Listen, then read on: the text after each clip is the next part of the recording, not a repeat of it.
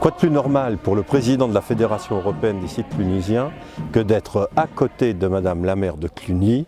pour parler d'une étape essentielle que vient de franchir notre fédération, qui est d'ailleurs installée en cœur de ville, de cette ville qui est sous un soleil absolument éclatant, la première provençale, on va dire, de France,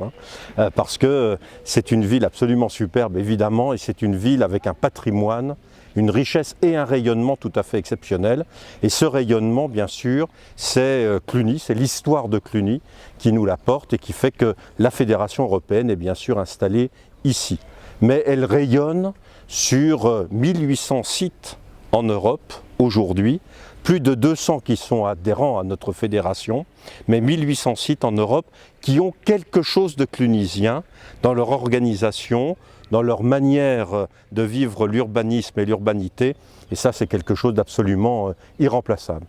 Tout cela pour dire que nous sommes en train de franchir une étape essentielle qui est celle du pré-dossier de notre candidature à l'UNESCO. 7 pays, 200 sites, une candidature commune à l'UNESCO pour faire reconnaître les caractéristiques essentielles de ce qu'est justement le clunisien, à la fois son organisation, ce qu'il a apporté à la construction européenne, ce qu'il apporte encore à l'Europe. Et ça, c'est évidemment quelque chose de majeur, non seulement pour Cluny, mais pour l'ensemble des sites qui sont concernés par cette vie clunisienne et par ce développement, ce rayonnement clunisien. Et donc, ce pré-dossier aujourd'hui, il est fait, et nous rentrons dans une nouvelle étape qui est la constitution proprement dite du dossier UNESCO en vue d'être inscrit sur cette fameuse liste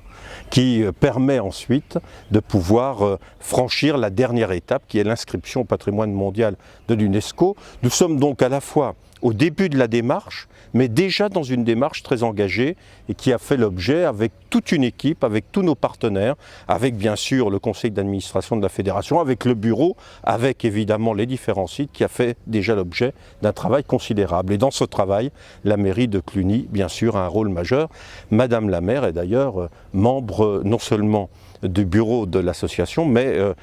j'allais dire membre de droit du bureau de l'association pour pouvoir porter haut et fort les couleurs de Cluny dans ce dossier UNESCO. C'est dans ce cadre-là que nous avons souhaité vous dire que l'étape est engagée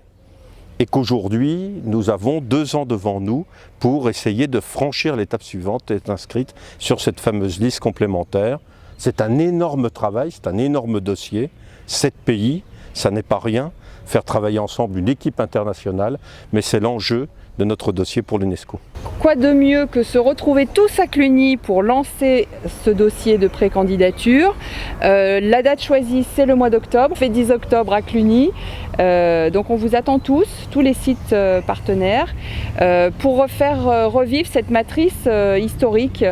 autour de notre belle ville de Cluny. Pour ajouter et dynamiser le clunisois, on a décidé avec la communauté de communes et la ville de relancer une journée, même un week-end festif, juste avant ces dates du mois d'octobre, le 11 et le 12 septembre, et recréer cette ambiance festive qu'on a pu avoir autour des 1100 ans de l'abbaye de Cluny en 2010, avec des visites de sites sur l'ensemble du territoire du clunisois et un repas partagé le dimanche à midi dans les rues de Cluny et plus particulièrement aux portes de la cité abbaye.